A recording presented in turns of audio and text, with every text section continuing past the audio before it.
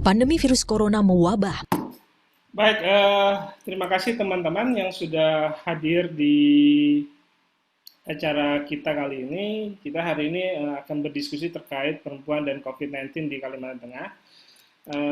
Tadi sekilas sudah ada video yang menceritakan kondisi dunia dan Indonesia yang terserang pandemi corona yang hingga saat ini belum ditemukan vaksinnya dan eh,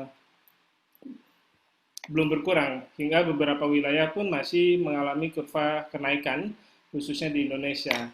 Nah, pada tanggal 20 Maret yang lalu, tahun 2020, Gubernur Kalimantan Tengah mengeluarkan video di akun Facebook pribadi beliau terkait dengan positifnya dua orang warga Kalteng, khususnya di Kota Palangkaraya yang positif terkena COVID atau Corona ini. Seiring berjalannya waktu hingga saat ini memang kondisi kurva untuk yang mengalami jumlah positif di Kalimantan Tengah semakin meningkat dan total yang sudah ada hingga saat ini mencapai 366 kasus COVID yang positif di Kalimantan Tengah. Tetapi menariknya ada beberapa pasien yang akhirnya sembuh sebanyak 160 orang dan yang masih dalam proses perawatan sebanyak 189 orang dan yang meninggal itu ada 17 orang atau 4,6% di Kalimantan Tengah. Ada tiga wilayah yang cukup tinggi terjadi penyebaran pandemik ini. Yang pertama ada di Kota Palangkaraya, yang kedua di Kabupaten Kapuas, dan yang ketiga ada di Kota Waringin Barat. Tentu saja pandemi ini menjadi hal yang harus kita dorong untuk selalu bisa bagaimana berperilaku hidup bersih dan bagaimana juga berperilaku hidup sehat di Palangkaraya, di Kapuas, dan khususnya untuk di seluruh Kalimantan Tengah ini. Nah, saat ini sudah ada beberapa panelis, dua orang panelis yaitu Mbak Winda Karantina dari SP Mamut Menteng dan Mbak Kartika dari Progres Kalimantan Tengah. Nah, mereka akan berbicara terkait peran perempuan dalam menghadapi COVID-19 di Kalteng, kendala dan tantangannya seperti apa. Untuk moderator dari acara ini, saya serahkan ke Mbak Ayu dari Departemen Kampanye Walhi Kalimantan Tengah. Silakan Mbak Ayu. Terima kasih Bang Dimas. Halo kawan-kawan, selamat siang. Saya Ayu Kusuma dari Walhi Kalimantan Tengah. Dan ini merupakan webinar pertama Walhi Kalimantan Tengah. Jadi mungkin ada sedikit ralat, meskipun webinar ini awalnya disebut diskusi online, tapi bentuknya itu sebenarnya lebih ke webinar karena di akhir meskipun ada tanya jawab, tapi kita memang bentuknya bukan timbal balik dua arah gitu.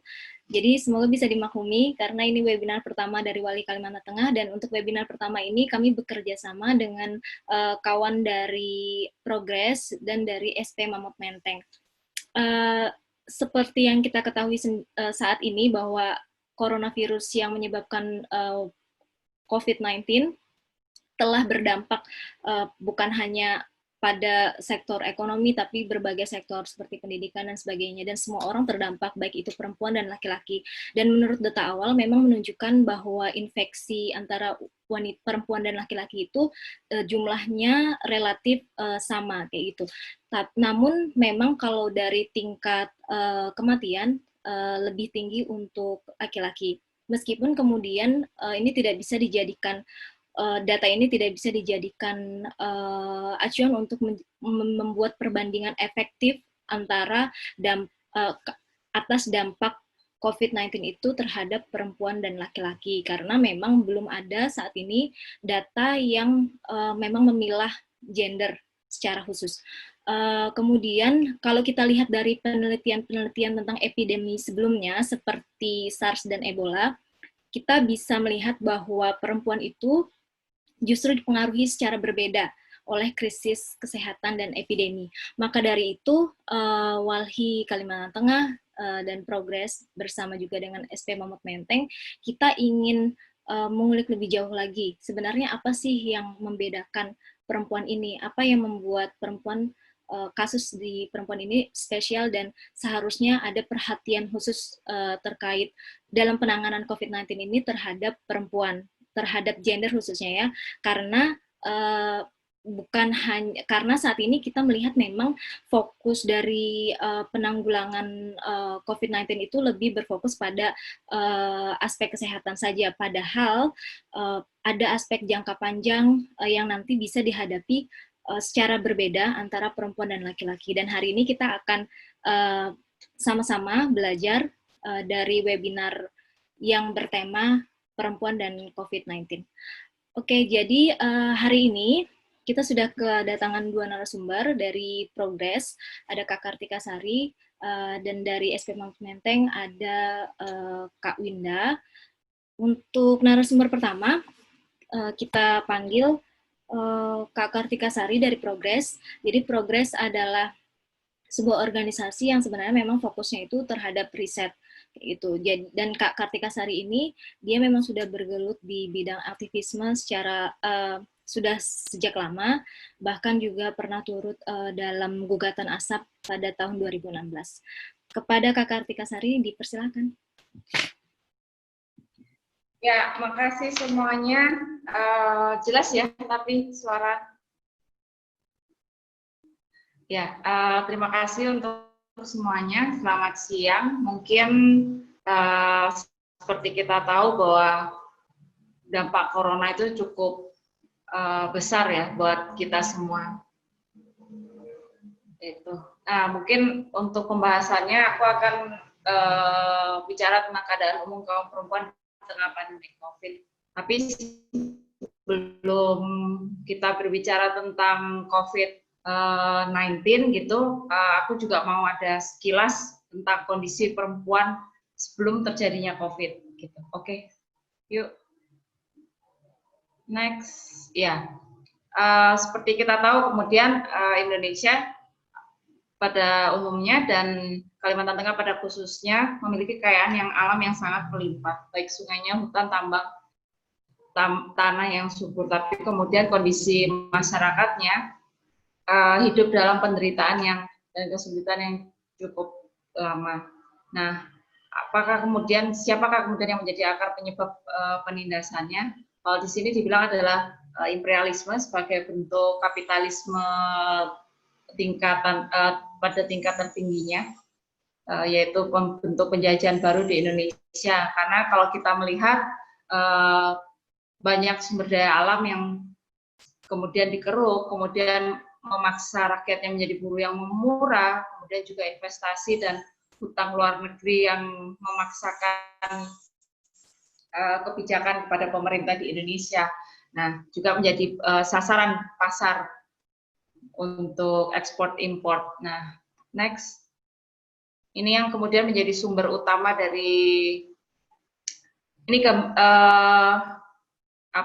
untuk situasi di Kalimantannya ya.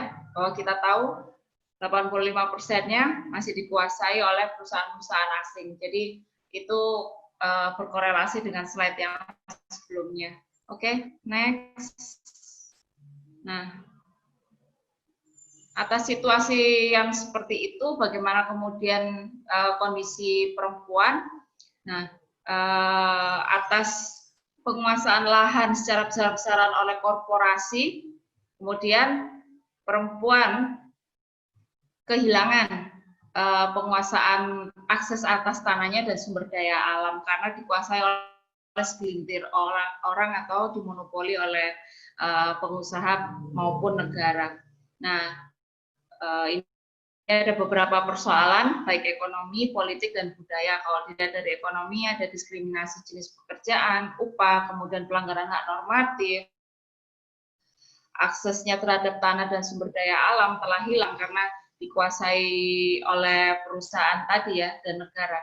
Kemudian juga kalau kita melihat di politik, minim sekali terlibat secara politik. Nah, untuk soal budaya kemudian masih terbatasnya akses pendidikan, adanya pernikahan muda, hamil muda, pandangan untuk pekerjaan domestik, dan rentan terhadap pelecehan serta KDRT. Itu kemudian situasi perempuan secara umum. Bagaimana kemudian situasi perempuan di tengah COVID-19. Oke, next slide. Nah, kalau kita melihat ini per data dari 2 Maret sampai 29 Mei ya, karena kenapa 2 Maret? Ini penetapan pertama konfirmasi bahwa terjangkit virus positif. Kalau secara nasional ada 25.216 yang positif, dalam perawatan 17.000 sekian, kemudian yang sembuh baru 6.492, dengan jumlah angka meninggalnya cukup tinggi, 1.520. Bagaimana kemudian di Kalimantan Tengah, positif 366, dalam perawatan 189, yang sudah sembuh 160,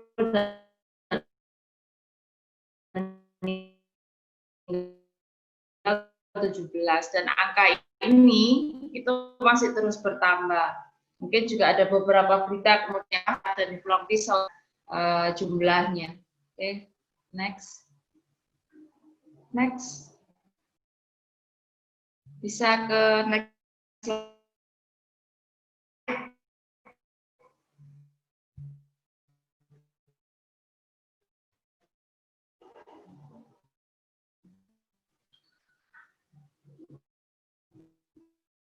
Ya,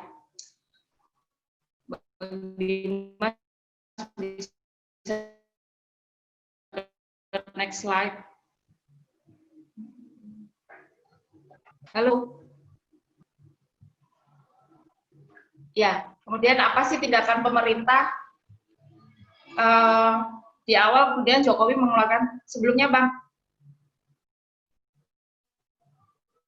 Ya, sebelumnya kemudian Jokowi mengeluarkan Impres 4 tahun 2020 yang kemudian tentang refocusing kegiatan, realokasi anggaran, serta pengadaan dan jasa dalam rangka percepatan penanganan untuk penanggulangan itu sudah 739 miliar yang digelontorkan selama penanganan COVID. Kalau kita melihat kemarin juga cukup kontroversial gitu ya, PSBB. Nah, kemudian juga ini tadi Presiden menandatangani Perpu ini ya, peraturan pengganti undang-undang untuk percepatan ini, untuk alokasi dana, untuk alokasi anggaran. Nah, pemerintah juga kemudian memperlakukan social dan physical distancing, penutupan sekolah, dan Kepala Kepolisian juga mengeluarkan maklumat 23/2020 tentang kemudian kepatuhan kebijakan terhadap pemerintah dalam penanganan penyebaran virus corona. Yang ini, aturan ini kemudian dan kepolisian untuk membuka setiap kerumunan, baik itu demonstrasi, seminar, ataupun pertemuan. Keputusan gubernur tentang untuk 3 fokus kebijakan, yaitu tentang kesehatan, keselamatan masyarakat, dan langkah antisipatif berupa bantuan sosial dan perhitungan terhadap dampak kebijakan sehingga dapat mempersiapkan penanganannya. Nah, tapi juga ada pembatasan untuk operasional pemilik usaha di berbagai sektor.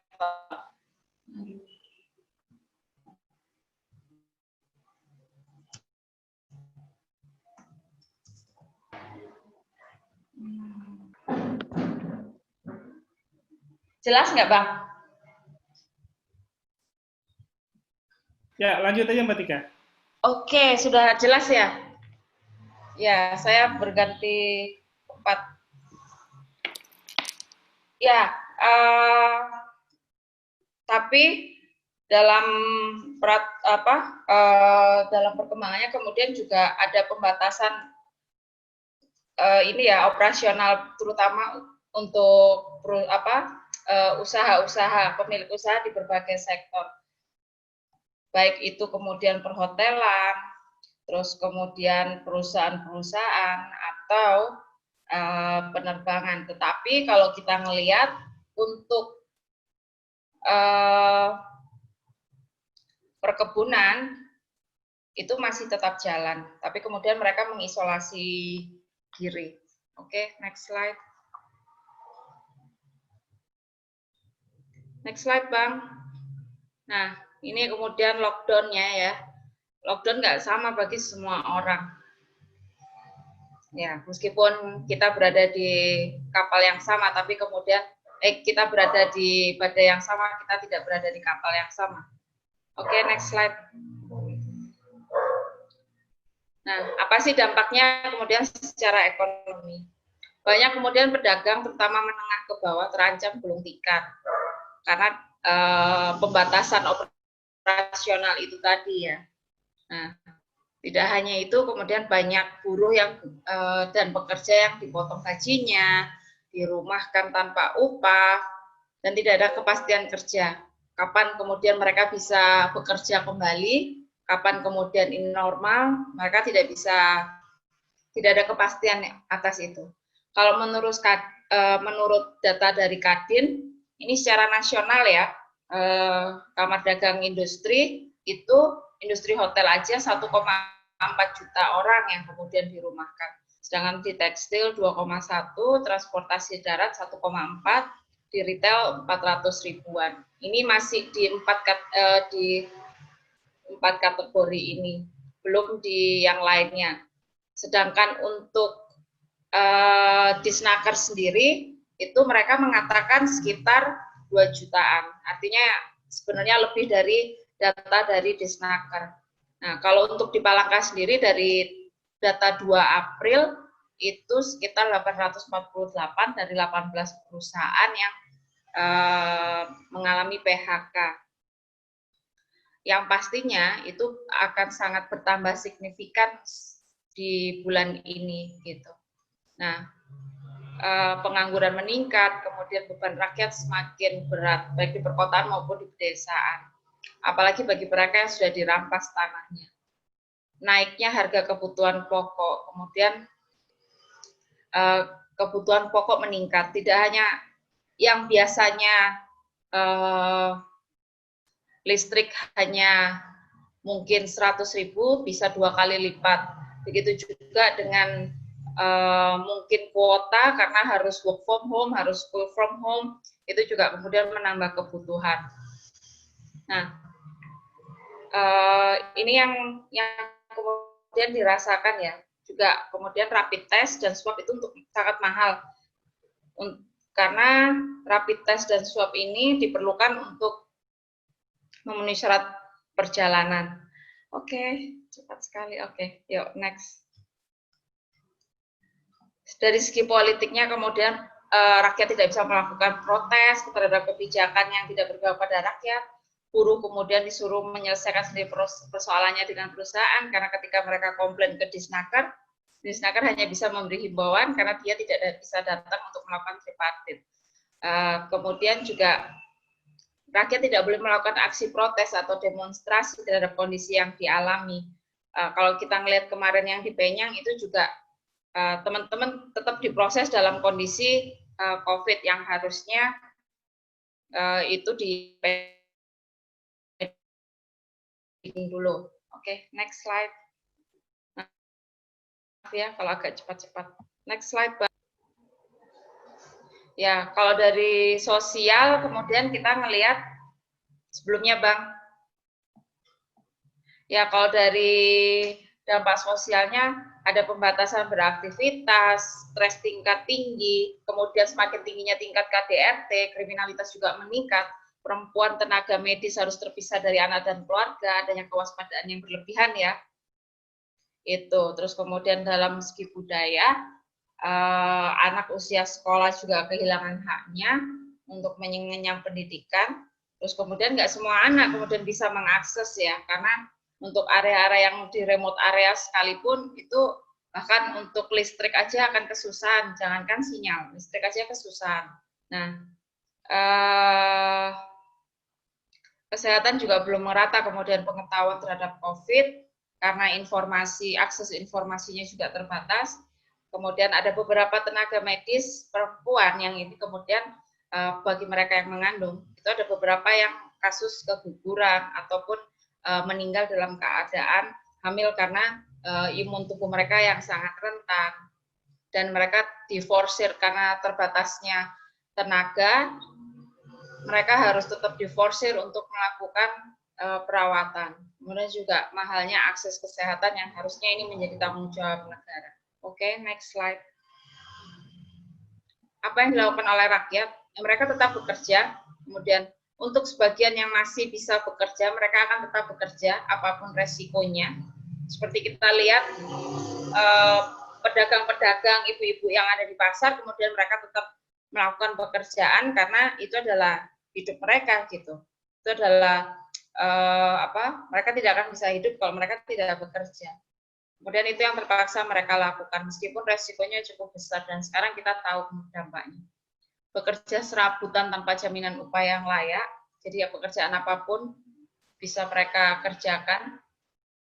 Kemudian bagi yang di desa mereka akan mengkonsumsi hasil kebunnya. Tapi ini hanya di pekarangan karena kebanyakan kemudian sudah banyak yang kalau kita melihat di Kalimantan banyak tanah yang sudah dikuasai oleh perusahaan-perusahaan atau bahkan kemudian juga dirampas oleh perusahaan-perusahaan.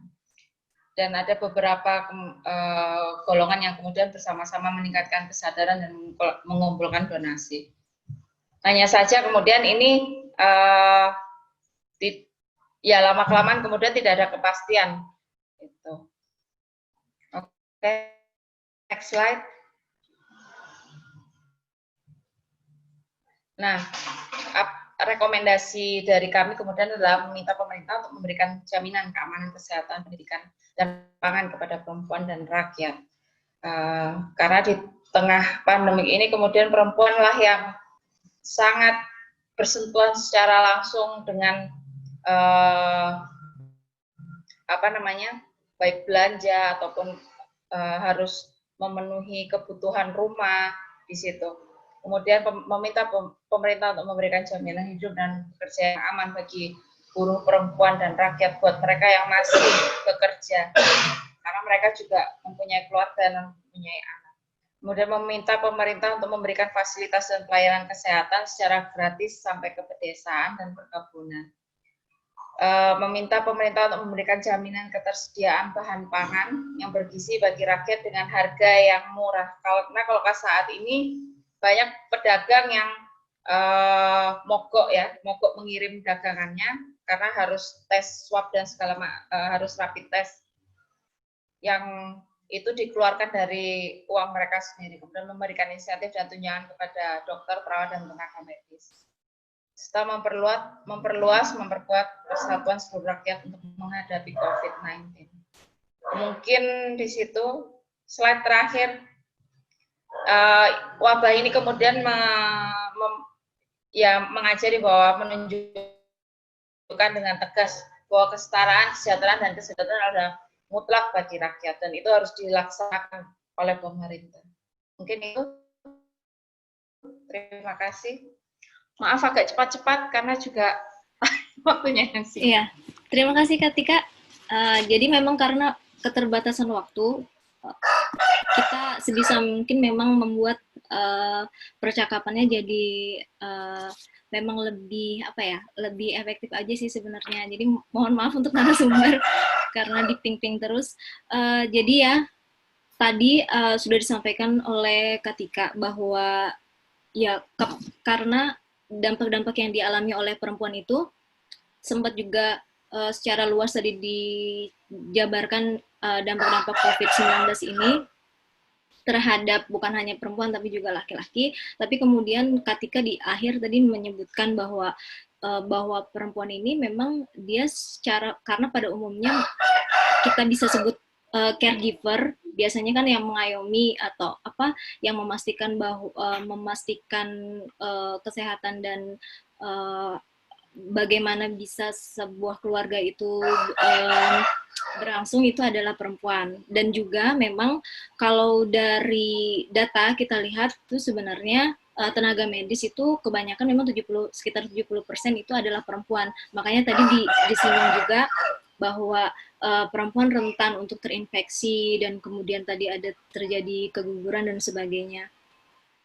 Menarik juga tadi karena sebenarnya karena dari sejak awal itu sudah ada diskriminasi terhadap perempuan nih dalam sektor pekerjaan dan dalam sektor kesehatan dan dalam sektor pendidikan juga. Makanya sebenarnya kejadian pandemi atau epidemi itu pastinya akan berpengaruh pada perempuan, bukan hanya di jangka pendek tapi juga jangka panjangnya. Kemudian tadi disebutkan juga bahwa ada diskriminasi ya, karena akibat dari pandemi ini akhirnya masyarakat yang kemudian ingin memperjuangkan hak-haknya jadi terbatas gitu, karena ya semuanya fokus pada penanganan COVID-19. Kemudian sudah ada berbagai macam rekomendasi juga, dan sebenarnya intinya kalau dari yang kami bisa tangkap dari paparan Katika itu karena sejak awal itu kita sudah berada di posisi rakyat khususnya dan perempuan juga terutama kita sudah kita sudah berada di satu kondisi yang dilemahkan karena investasi-investasi yang tidak pro terhadap rakyat. Jadi kehilangan tanah, kehilangan akses terhadap hutan, kehilangan akses terhadap sumber daya alam, kemudian berdampak pada rakyat, khususnya perempuan, untuk bisa melakukan upaya-upaya survival gitu. Menarik sekali Katika. Nanti kalau kawan-kawan ada pertanyaan untuk Katika bisa langsung ketik di kolom komentar. Nanti kita akan tanyakan ke Katika. Selanjutnya kita akan lanjutkan paparan kedua dari Kak Winda dari SP Muhammad Menteng yang akan secara lebih dalam membicarakan atau membahas terkait dengan perempuan dan pangan dalam kondisi pandemi COVID-19 itu. Silahkan Kak Winda, dipersilahkan. Terima kasih. Halo, selamat siang. Saya diminta untuk bicara terkait perempuan dan pangan. Sebetulnya minta slide-nya dong. Ya. Tidak panjang lebar yang saya bikin karena yang memang sebetulnya sudah diurai tadi oleh Mbak Kartika ya, terkait apa sih situasi sebetulnya yang membuat perempuan tidak berdaulat atas pangan saat ini ketika ada pandemi COVID-19. Lanjut.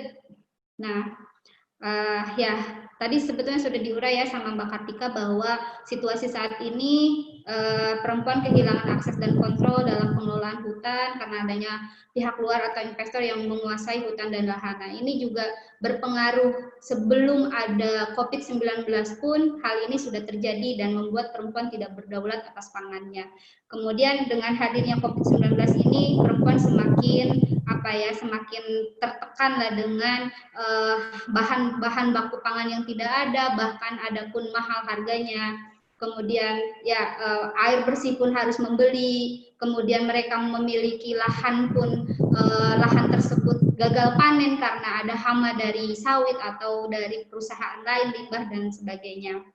Nah, padahal kalau misalkan kita bicara tentang perempuan Dayak itu sangat bergantung kepada hutan, di mana hutan yang menurut mereka adalah pasar, adalah sumber penghidupan. Jadi ketika hutan itu beralih menjadi investasi, baik itu tambang maupun sawit, tentunya perempuan tidak akan berdaulat atas pangannya, khususnya perempuan Dayak ya. Kemudian konflik perampasan lahan pun berpengaruh pada sumber pangan yang tidak terpenuhi, ditambah lagi dengan situasi adanya COVID-19 ini. Ya, lanjut. Ya, ini Mas, lanjut lagi Mas. Ya, selain kehilangan sumber pangan,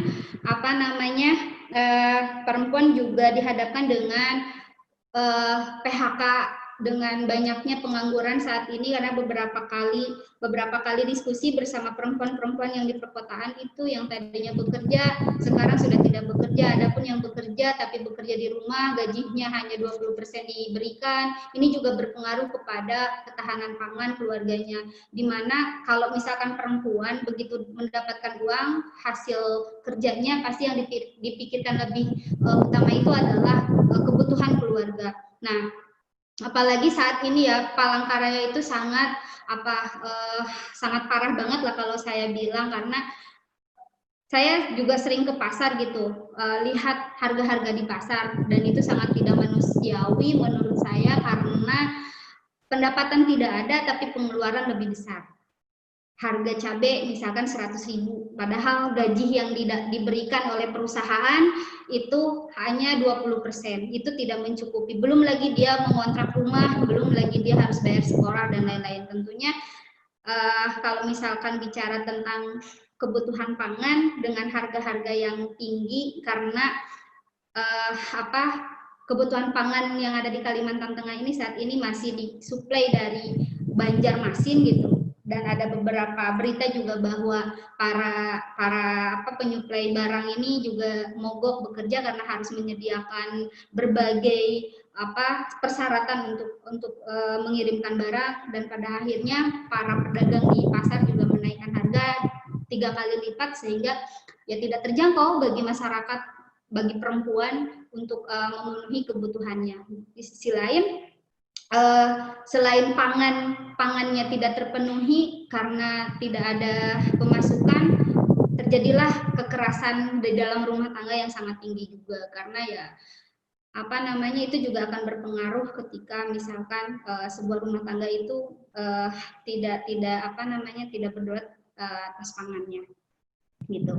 Kemudian ya ini yang tadi saya bilang, perempuan harus mengeluarkan biaya lebih banyak gitu kan. Tapi kalau misalkan pemerintah tidak egois, pemerintah tidak serakah, mengembalikan wilayah kelolanya kepada masyarakat, kepada perempuan, yang dimana perempuan Dayak ini dari zaman dulu sudah mengelola hutan, pasar mereka ada di dalam hutan, mungkin pangan yang dibutuhkan saat pandemi ini tidak harus dikirim dari luar kota. Mungkin saat ini Kalimantan Tengah sudah swasembada pangan ya, dengan kearifan lokal yang memang dikelola sejak zaman dulu oleh masyarakat Dayak. Karena perempuan juga pada zaman dulu mengelola hutan dengan baik, menjaga mana yang bisa dipanen dan mana yang bisa dilestarikan. Nah, saat ini tidak bisa lagi mereka untuk menanam, tidak bisa lagi mereka untuk memanen karena ya tidak ada lagi lahan. Adapun lahan yang hanya sepetak misalkan atau di pekarangan ya habis karena ada hama. Jadi siapa yang harus disalahkan? Ini juga penting gitu. Untuk ke depan pemerintah jangan serakah lah untuk terus-terusan membuka peluang investasi. Karena ya dampaknya akhirnya pada ketika ada hadir pandemi seperti ini, masyarakat rakyat itu tidak berdaulat pada akhirnya atas pangan. Dan meskipun ada program pemerintah, ada bantuan BLT, ada bantuan sembako, pertanyaannya sampai kapan mereka mampu mensupport rakyat sembako BLT? Karena pemerintah bukan hanya mikirin sembako dan BLT gitu. Dan kalau misalkan kita ngelihat dari pandemi ini, bisa jadi ke depannya akan ada lagi kasus seperti ini, sementara rakyat belum bisa berdaulat atas pangannya. Itu situasi saat ini di Kalimantan Tengah yang memang menjadi beban psikologis yang sangat berat bagi perempuan, yang akhirnya stres, yang akhirnya banyak bunuh diri, yang akhirnya saat ini juga banyak perempuan yang jadi minta-minta datang ke rumah-rumah dengan maksa karena tidak ada pilihan lain. Mereka harus makan, menghidupi anak-anaknya, keluarganya gitu. Akhirnya meminta-minta, gedor-gedor tiap rumah. Mungkin bagi mereka ini adalah solusi gitu, karena memang bantuan atau apapun lah yang sifatnya bantuan dari pemerintah itu ternyata tidak sampai juga dengan tepat sasaran gitu. Banyak masyarakat yang memang benar-benar membutuhkan justru tidak mendapatkan bantuan dari pemerintah. Dan ya balik lagi pada tadi, sampai kapan pemerintah sanggup untuk mensupport bantuan-bantuan. ketika pandemi ini terus berjalan dan belum ditemukan solusi terbaik, justru saat ini adalah pangan yang dibutuhkan oleh rakyat, oleh masyarakat, oleh perempuan. Nah, di sisi lain kalau misalkan kita lihat sosial media, banyak perempuan perkotaan saat ini itu banyak beralih, yang tadinya buruh, yang tadinya bekerja, beralih menjadi jualan online. Bahkan barang-barang rumah tangganya pun dijual. Karena ya memang sudah tidak bisa lagi mendapatkan penghasilan untuk memenuhi kebutuhan di dalam keluarga. Itu aja. Terus, nah kalau misalkan di perempuan di pedesaan, mungkin masih kita SP dari sejak 2012 itu mencoba mendorong ada kebun kelompok, membangun kelompok perempuan, membangun kebun sayur-sayuran. Ya harapannya kalau sebelum ada pandemi, karena misalkan di daerah Mentanga itu sangat jauh ke kota dan sayur-sayuran juga saat ini karena udah tidak ada lagi lahan yang bisa dikelola oleh mereka, banyak membeli dari pasar, banyak membeli dari pedagang sayur yang lewat ke situ. Jadi kita lebih mendorong kepada bagaimana perempuan di desa Mentangai tersebut tercukupi kebutuhan pangan, setidaknya sayur-sayuran dan teman-temannya tidak membeli gitu. Nah, justru sekarang di musim pandemi seperti ini, adanya wabah ini, ternyata ini penting. Kenapa pemerintah tidak memberikan lahan kepada rakyat, dikelola untuk rakyat, supaya rakyat tetap berdaulat atas pangannya. Oke, karena saya sudah peringati oleh panitia moderator, 3 menit lagi. Mungkin itu aja. Ini ada gambar-gambar ya, perempuan dulunya berdaulat tapi sekarang sudah tidak berdaulat atas pangan karena banyak investasi. Oke, itu aja, Ayu. Terima kasih Kak Winda. Menarik sekali. Jadi Kak Winda tadi lagi-lagi mengangkat mengangkat situasi kita saat ini, bahwa ya karena perempuan tadi kehilangan kedaulatan, dan secara lebih luas lagi rakyat kehilangan kedaulatan atas wilayah kelola mereka. Dan disinggung tadi oleh Kak Winda bagaimana sebenarnya bagi perempuan Dayak yang punya ikatan secara lahiriahnya dengan hutan, dengan sumber-sumber hutan itu, kemudian mereka harus beradaptasi dengan situasi-situasi yang baru, dan kemudian kita saat ini harus menghadapi pandemi COVID-19, dan kita harus beradaptasi lagi dengan itu. Padahal kemampuan rakyat, kemampuan perempuan untuk bisa menghadapi situasi-situasi krisis semacam ini itu dilumpuhkan gitu. Kemudian tadi ada Kak Winda mengkoreksi juga terhadap implementasi kebijakan yang dilakukan oleh pemerintah, tadi BLT yang tidak sesuai atau tidak tepat sasaran.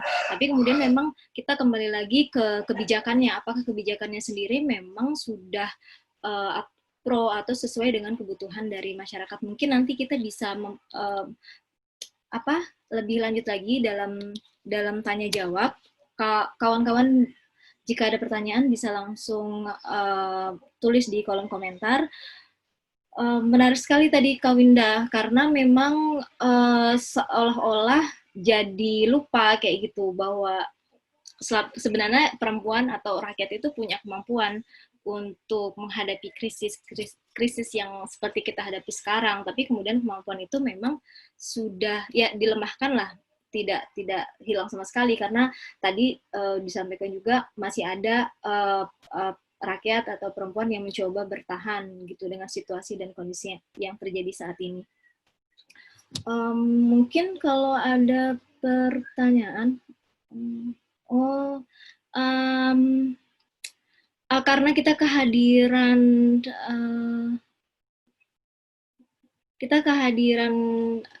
kawan, kita kehadiran apa ya manggilnya? Ada Mpok Alin, Bu Halisa Halid dari Walhi Nasional. Mungkin bisa menambahkan sedikit sebelum kita masuk ke sesi tanya jawab. Kita berikan kesempatan untuk Wali Nasional memberikan juga turut itu dalam memberikan pemantik untuk nanti kita bisa bertanya-tanya dan berdiskusi lebih lanjut tentang perempuan dan pandemi COVID-19. Silakan, Bu Halisa. Aku ini aja keluarin suara aja ya, nggak video karena masih kucel. Terima kasih Ayu dan kawan-kawan, kaget ditembak karena sebenarnya aku mau nyimak dan belajar banyak dari kawan-kawan di Kalimantan Tengah terkait dengan isu pandemi dan bagaimana situasi perempuan. Sebenarnya dari apa yang disampaikan oleh Tika maupun kawan dari siapa yang dari SP, saya mau bilang begini sebagai tambahan bahwa kita nggak bisa melihat krisis apapun yang terjadi, termasuk krisis pandemi ini secara netral gender ya, karena bagaimanapun situasi perempuan dan laki-laki berbeda dalam setiap merespons satu krisis, dan kenapa kita nggak bisa melihatnya netral gender atau menganggap ya semua krisis akan berdampak pada laki-laki dan perempuan gitu, karena terutama dalam konteks kondisi sosial masyarakat yang masih patriark, tentu ada perbedaan yang disebabkan peran gender yang memang berbeda. Nah, itu yang mengakibatkan kalau kita harus bisa menganalisanya dalam konteks itu. Jadi netral gender, dan memang PR kita adalah di data ya. Pemilahan data antara apa risiko yang dialami oleh perempuan dan apa yang dialami oleh laki-laki nggak punya, bahkan data besar pun menjadi masalah, sehingga kita tahu di data ketika ada pemberian sembako atau paket bantuan dari pemerintah, banyak yang salah sasaran dan seterusnya. Jadi problem data, dan belum ditambah dengan data terpilah gitu ya secara gender.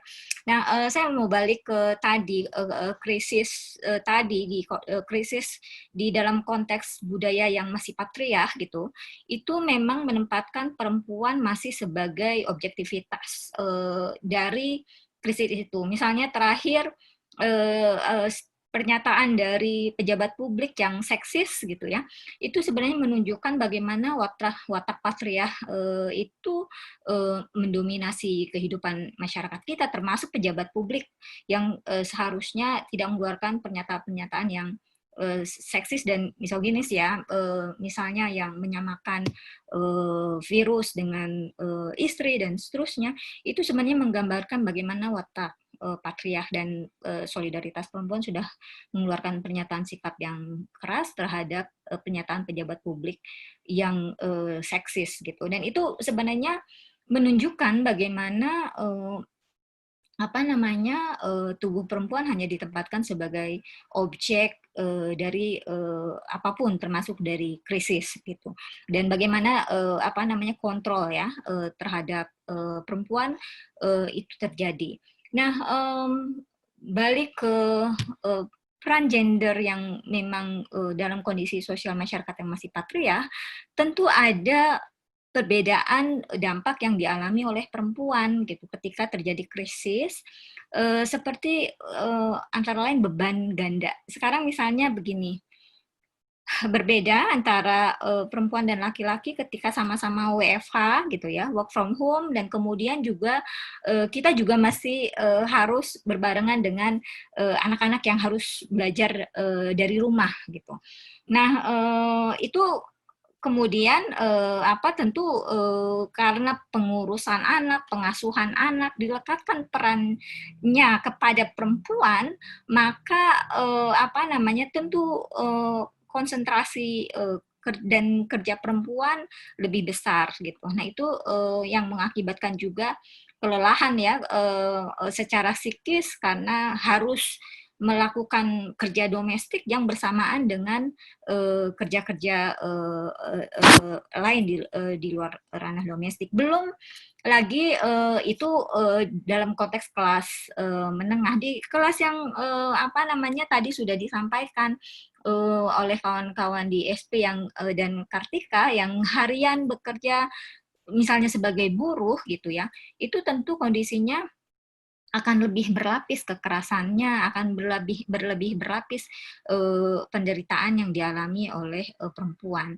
Tapi saya setuju bahwa, dan ini harus terus dipromosikan ya, bahwa perempuan juga menjadi garda terdepan dalam upaya merespon krisis gitu. Dalam konteks pemenuhan pangan gitu ya, itu bagaimana sebenarnya pengetahuan perempuan telah sejak lama gitu kita tahu sebenarnya adalah garda terdepan menyelamatkan pangan di komunitas, dan bagaimana revolusi hijau sebenarnya menghancurkan pengetahuan perempuan dalam banyak hal, terutama di sektor pertanian dan pangan. Nah, COVID-19 ini sebenarnya menjadi opportunity buat kita atau kesempatan untuk mengubah sistem pangan kita gitu ya, mengembalikan lagi pengetahuan perempuan terhadap pengurusan pangan gitu ya, dan tentu saja ini harus diakui oleh negara. Mungkin itu sedikit sebagai tambahan. Ayu, mohon maaf agak enggak sistematis karena memang enggak menyiapkan ini sebelumnya. Makasih. Terima kasih Mbak Alin. Itu benar-benar penutup dari pembahasan dan melengkapi pembahasan kita hari ini. Jadi semoga akan ada banyak pertanyaan atau tanggapan dari kawan-kawan. Jadi tadi Mbak Alin juga sudah mengusik-usik ya, memang pastinya akan berbeda, dan tapi terkadang memang kita tidak menyadari bahwa ada perbedaan-perbedaan itu terhadap pengaruh dari satu situasi krisis terhadap perempuan dan laki-laki. Memang karena ada norma sikap dan praktik budaya yang ya ditentukan secara sosial, tadi sudah diberikan juga contohnya, itu akan membedakan memang pengaruh dari pandemi ini terhadap perempuan dan laki-laki. Karena terhadap perempuan tadi sudah dari Mpo Alin, Kak Winda, Kak Kartika, kalau kita bisa menyimpulkan bahwa ya kita harus melihat implikasinya. Kita tidak bisa hanya dilihat dari sekedar rate kematian, karena kan memang yang tertinggi itu laki-laki karena itu berkaitan dengan sistem imunitasnya, tapi seharusnya memang tidak dilihat dari dampaknya itu dari seperti itu, tapi dari dampak jangka pendek, jangka jauhnya, dan juga bahwa di perempuan itu kita ada tanggung jawab kepedulian tadi, karena sebagai pengayom dalam keluarga tadi, kalau misalnya ada tugas rumah, itu pasti memang kebanyakan pasti seorang ibu kan yang akan menghandle hal itu. Kemudian ada kekerasan dalam rumah tangga, tadi disebutkan oleh Kak Winda, dan juga kesejahteraan psikologis. Dan ini sebenarnya memang sangat penting untuk bisa dapat diperhatikan dalam penanganan COVID-19 ini, supaya tidak menimbulkan dampak-dampak atau implikasi yang buruk di kehidupan mendatang. Mungkin kita bisa mulai kalau ada pertanyaan. Operator. Mungkin kalau belum ada, sambil kita menunggu, seru sekali kalau kita, karena memang ada hubungan sangat erat terhadap hilangnya akses terhadap wilayah kelola rakyat, yang juga memang secara umum itu biasa memang sangat berpengaruh terhadap perempuan, dan biasanya memang akses itu perempuan lah yang memang yang paling dekat. Maka kemudian mengembalikan wilayah kelola rakyat, tadi ada Kak Winda juga Kak Kartika dan Pak Alin juga menyebutkan memang harus dilihat lagi, kayaknya memang harus dikembalikan nih diberikan kembali nih akses terhadap wilayah kelola rakyat ini. Dan sebelumnya Kak Winda ada menyebutkan juga ya kehilangan sumber pangan dan tidak ada ketahanan pangan itu. Kemudian mungkin dari narasumber bisa ada yang memberikan tanggapan terkait dengan ada rencana dari pemerintah untuk cetak sawah di Kalimantan Tengah dengan katanya tujuan untuk ketahanan pangan, bukan hanya ketahanan pangan secara umum tapi juga ketahanan pangan di masa pandemi. Nah, tadi Kak Winda menyebutkan terkait ketahanan pangan ini, mungkin bisa ditanggapi Kak wacana itu.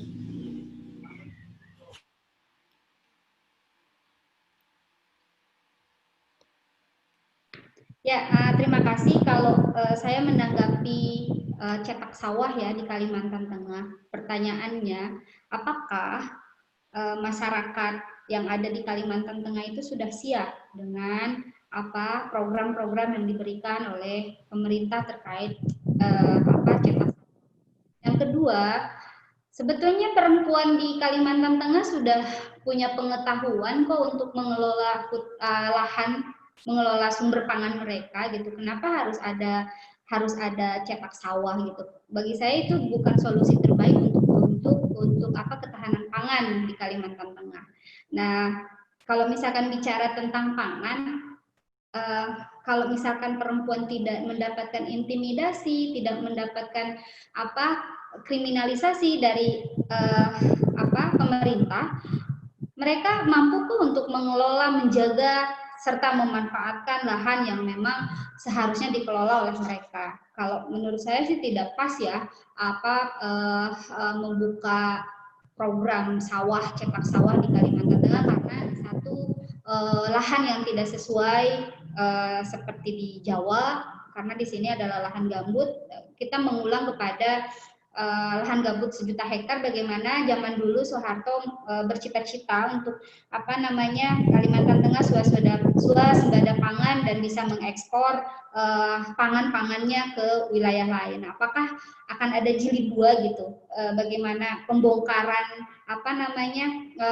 gambut besar-besaran dan mengakibatkan banyak hal yang terjadi, konflik antara konflik masyarakat dan pemerintah, dan kebakaran hebat akhirnya.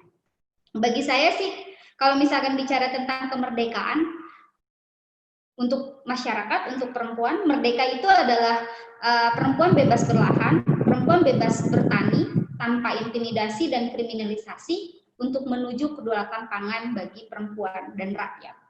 Itu aja sih. Terima kasih. Terima kasih Kak Winda.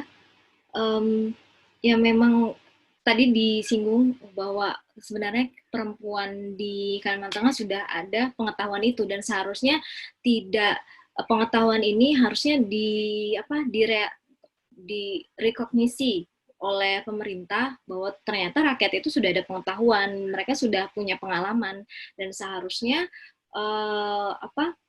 diberikanlah sebenarnya akses dan juga power atau kekuatan kepada rakyat, khususnya perempuan itu, untuk bisa mengelola wilayahnya sendiri. Untuk Katika, bisa ini Kak, sebenarnya kan saat ini kita lihat dari tim, baik itu di pemerintahan, tim di pemerintahan untuk percepatan penanganan COVID-19, kita lihat sepertinya bukan hanya di Indonesia sih, kayaknya di dunia juga, di negara-negara lain juga bukan hanya sekedar presentasi, tapi kontribusi perempuan untuk mengambil keputusan dan strategi dalam penanganan pandemi ini sangat minim gitu. Bisa Kakak tanggepin sedikit terkait itu? Ya, kalau terkait kemudian kontribusi perempuan, kita juga harus melihat dong persentase perempuannya seperti apa. Terus habis itu apakah kemudian yang disampaikan atau kebijakan yang bisa dikeluarkan oleh perempuan ini itu mewakili dari kaum perempuan, kan seperti itu yang kemudian harus dipertanyakan. Karena meskipun katakanlah perempuan juga terlibat, tapi kalau kemudian apa ya, ya ini kebijakan yang sudah ada, ini yang harus dijalankan, itu akan ya tidak bisa kemudian mempengaruhi apapun seperti itu.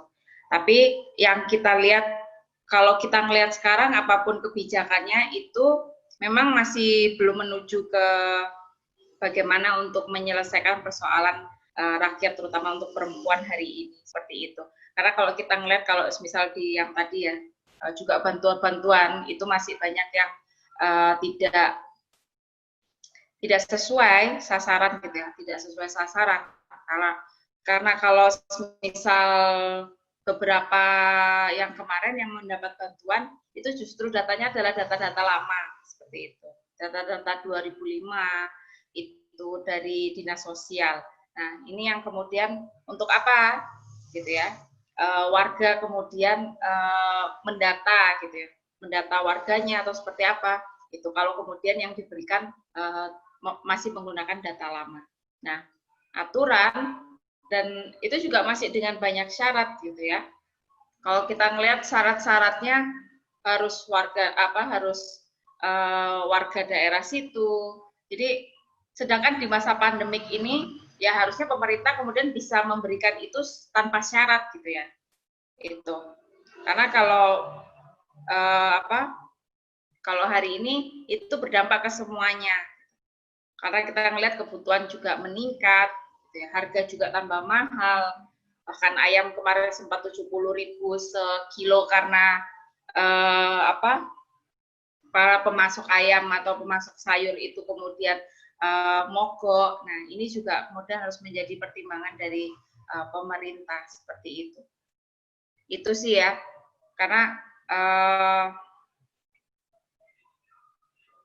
ya itu yang kemudian dilakukan oleh yang menimpa di perempuan itu, karena dia harus memutar pikiran bagaimana kemudian menyelesaikan persoalan ini sendirian gitu. Kalau tadi dibilang juga work from home itu akan berbeda dengan perempuan, itu juga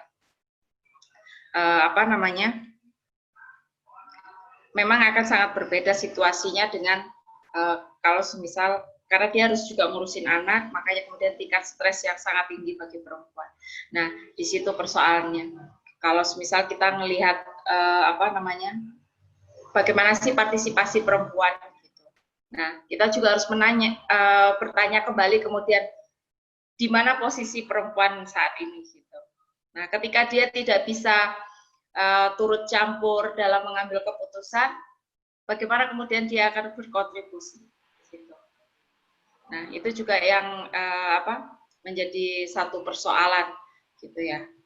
Kayak soal tadi masalah jatah sawah pun pemerintah kemudian memandang itu adalah kebijakan yang bisa menyelesaikan persoalan rakyat hari ini untuk kebutuhan pangan. Tapi tanpa kemudian mengkomunikasikan dengan masyarakat secara luas, terbuka, dan mengkomunikasikan apakah kemudian ini bisa menyelesaikan persoalan atau tidak. Nah, ruang-ruang itu kemudian tidak ada. Jadi bagaimana kemudian kita bisa berpartisipasi dalam penanganan ketika kita tidak punya ruang untuk menyampaikan itu di situ. Mungkin itu sih. Terima kasih Kak Tika. Ada pertanyaan mungkin? Ya, mungkin saya mau nambahin sedikit ya. Ini menarik, kenapa? Karena memang selama ini banyak ketika COVID-19 terjadi di Indonesia maupun di Kalimantan Tengah, banyak kebijakan yang dikeluarkan oleh pemerintah itu tidak mencerminkan apa yang menjadi kebutuhan masyarakat, khususnya apa yang menjadi kebutuhan dari peran dari perempuan itu sendiri. Seperti kata Kartika yang menyatakan bahwa suara dari teman-teman dari masyarakat dan perempuan khususnya itu tidak terdengar, atau bahkan pemerintah hanya mengeluarkan kebijakan apa yang menurut mereka benar. Nah, menurut pandangan dari teman-teman sendiri, baik itu Winda maupun Kartika, apakah kebijakan yang selama ini dikeluarkan oleh pemerintah Kalteng itu sudah mencerminkan atau bukan melenceng jauh dari apa yang menjadi kebutuhan masyarakat, khususnya bagi perempuan yang situasinya yang sangat riskan dalam artian seperti ini. Di beberapa wilayah konflik terjadi kriminalisasi terhadap masyarakatnya, di mana partner dia atau suami dia pun tertangkap, sehingga bebannya pun semakin bertambah, baik dalam hal dia secara psikologis maupun secara pengelolaan ekonominya. Kita ketahui bersama seperti kasus Penyang, di mana Pak Hermanus yang meninggal di tahanan dan meninggalkan 2 orang anak dan 1 orang istri, yang itu menjadi, dengan kondisi saat ini, COVID saat ini, bagaimana kira-kira peran dari pemerintah sendiri dalam hal menjawab itu? Dan itu salah satu contoh saja, pasti masih banyak contoh-contoh lainnya. Mungkin itu aja, Mbak Ayu. Bisa langsung ditanggapin Kak Tika dan Kak Winda? Ya, kalau ngelihat kemudian kebijakan dari gubernur hari ini ya, apakah kemudian ini benar-benar menyelesaikan persoalan rakyat? Aku kira tidak di situnya. Karena kalau kita melihat ya,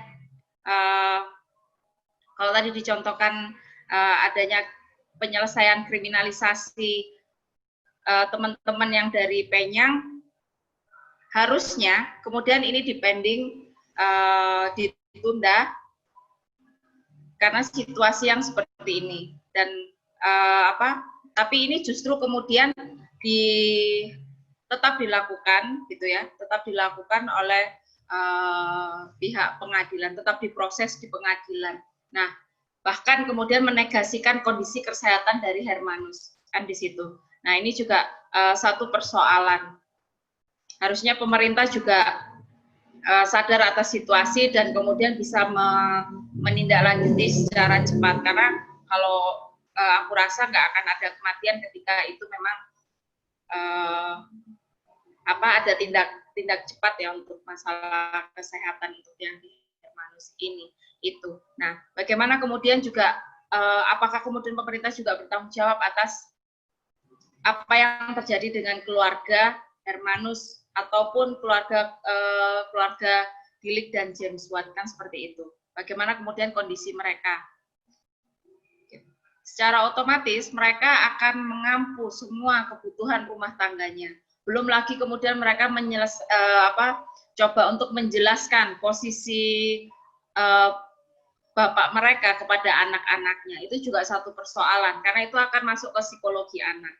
Nah, bagaimana kemudian sang istri bisa menghandle semua kebutuhan di rumahnya di tengah COVID, di tengah situasi pandemi COVID ini, di mana semua mahal, sudah tanahnya dirampas, suaminya dikriminalisasi,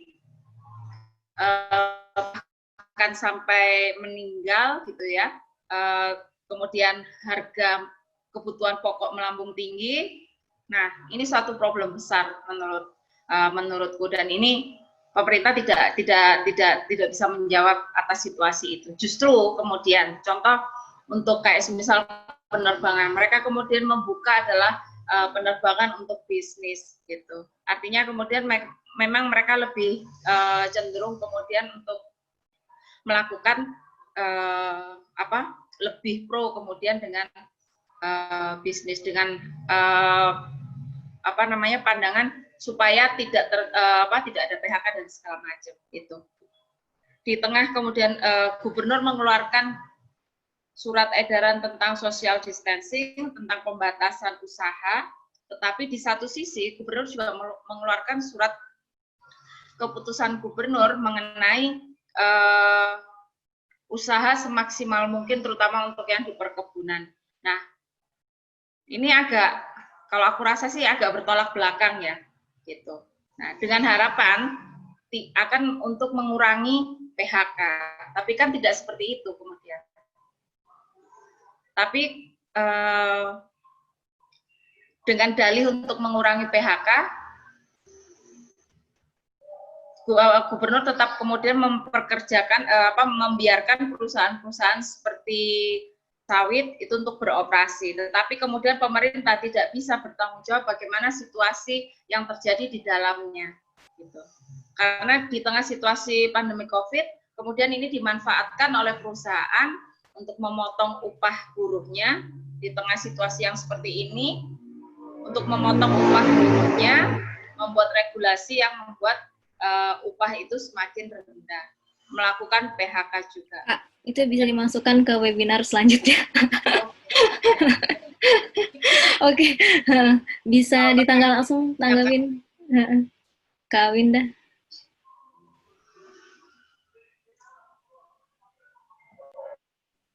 Ya, kalau misalkan saya sih melihat kayak gini ya, ada apa namanya program cetak sawah gitu.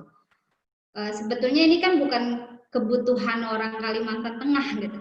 Apalagi buat perempuan Kalimantan Tengah yang dia punya pengetahuan lokal untuk memelihara, menjaga dan memanfaatkan serta mengelola lahannya. Tapi di sisi lain, ketika program ini sudah disosialisasikan, sudah ada kebijakan-kebijakan yang dibentuk oleh pemerintah, tidak ada pelibatan rapat-rapat konsultasi yang melibatkan perempuan. Padahal kan kalau misalkan bicara tentang pangan ya, perempuan lebih punya inisiatif, lebih punya pengetahuan gitu. Apalagi perempuan yang memang tinggal sudah turun-temurun mengelola hutan atau lahannya gitu. Nah, kebijakan-kebijakan tersebut ternyata tidak mengakomodir kebutuhan perempuan karena belum tentu perempuan setuju dengan adanya kebijakan membuka cetak sawah besar-besaran gitu kan. Nah, di sisi lain untuk kebijakan yang lain yang tadi dibilang oleh Mbak Kartika, ada kebijakan social distancing gitu. Tapi tidak tegas, mereka hanya tegas kepada orang-orang yang tidak berduit. Salah satu contohnya orang yang nggak kelihatan nggak punya duit dicegatin gitu kan di jalan, yang nggak pakai masker suruh balik, bahkan sampai dibentak-bentak. Tapi bagaimana dengan orang yang punya jabatan? Bagaimana dengan orang yang punya modal gitu? Apakah mereka melakukan hal yang sama kepada mereka? Dengan kebijakannya harus dipatuhin. Mereka juga sebetulnya kebijakan ini dibuat tapi dilanggar juga buat sama mereka gitu, tanpa melihat kenapa orang ini melanggar gitu. Ada situasi yang memang mereka melakukan itu gitu. Kayak pasar tetap buka meskipun di ada peraturan pasar kayak kemarin pasar Ramadan nggak boleh buka segala macam, tapi tetap ada gitu. Jadi bagaimana orang-orang tersebut itu bisa membayar orang-orang yang bisa dibayar untuk tetap melakukan pasar dan lain-lain, padahal tidak dengan protokol yang sudah ditentukan oleh pemerintah. Ya, jadi sebetulnya harusnya melibatkan masyarakat dalam setiap ada kebijakan yang dikeluarkan, harusnya ngelibatin masyarakat terutama perempuan gitu dalam setiap konsultasinya. Jangan tiba-tiba ada kebijakan tapi tidak disosialisasikan dengan benar dan akhirnya yang disalahkan rakyat juga, perempuan juga gitu. Itu aja sih. Terima kasih Mbak Winda. Jadi karena ini kita sudah melebihi jadwal yang kita tentukan, mungkin kita akan langsung ke penutup aja.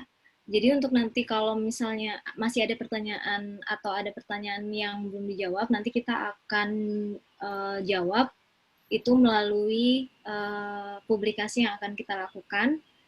Ada di website juga, nanti akan ada publikasi dan juga webinar hari ini akan kita publikasikan juga dalam bentuk audio. Langsung ada promosi nanti. Itu nanti. Ya, terima kasih. Sebenarnya mungkin merangkum dari apa yang kita sudah bahas, menarik sekali pembahasan kita. Kita jadi karena sempat juga kemarin Kak sebenarnya ada diskusi juga dengan kawan-kawan yang sebenarnya kan semuanya terdampak kayak gitu, perempuan laki-laki itu sama-sama terdampak pandemi.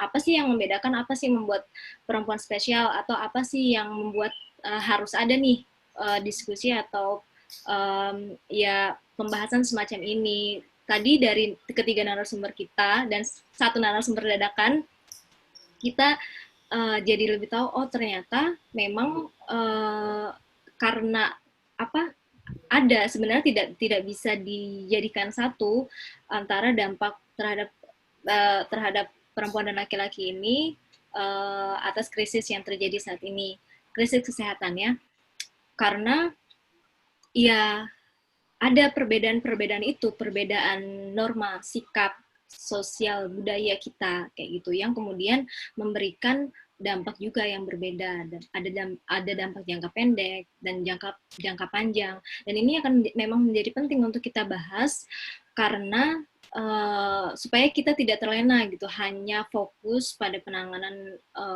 dari segi kesehatan saja, tapi kita melupakan nih bahwa ada hal juga yang sama pentingnya gitu kan, karena terhadap resiko-resiko langsung dari pandemi ini, perempuan dan laki-laki itu menghadapi hal yang berbeda kayak gitu.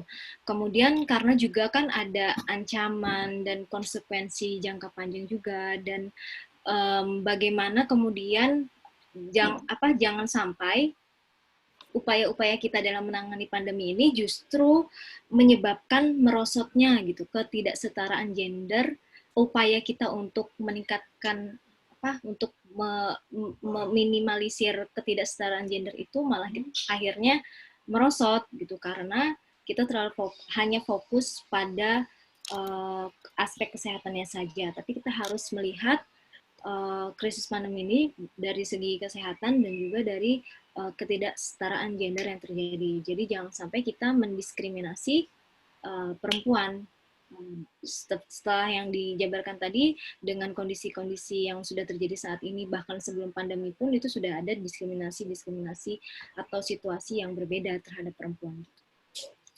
Memang kemudian kita harus memperhitungkan implikasi-implikasi tadi pandemi ini terhadap perempuan dan terhadap laki-laki juga, supaya kita nantinya bisa membuat kebijakan, pemerintah bisa membuat kebijakan yang bisa menghadapi masalah. Ya, oke. Nanti kita bisa mohon maaf, bisa membuat kebijakan yang lebih fleksibel dalam menghadapi pandemi COVID-19 ini dari segi kesehatannya dan juga dari segi gendernya. Nah, semoga webinar kita, pembahasan kita hari ini bermanfaat untuk kita semua. Semoga siang kita ini bermanfaat meskipun memang lebih kita molor dari yang sudah dijadwalkan, dan semoga akan ada webinar-webinar selanjutnya khususnya terkait perempuan, karena memang ini isu yang sangat penting sebenarnya, tapi kadang memang kita terlupakan, dan ini sangat penting untuk bisa dibahas. Semoga kita bisa bertemu lagi selanjutnya. Saya kembalikan lagi kepada host. Silahkan host.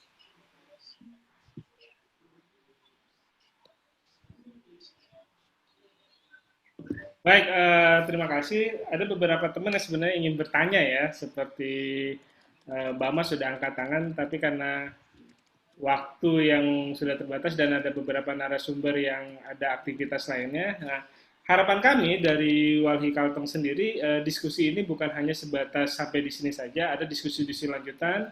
Apalagi kita ketahui juga bersama terdapat beberapa diskusi teman-teman baik yang minoritas dan teman-teman yang terdampak terkait pengelolaan sumber daya alam yang hilang di masa COVID ini bisa kita lakukan bersama.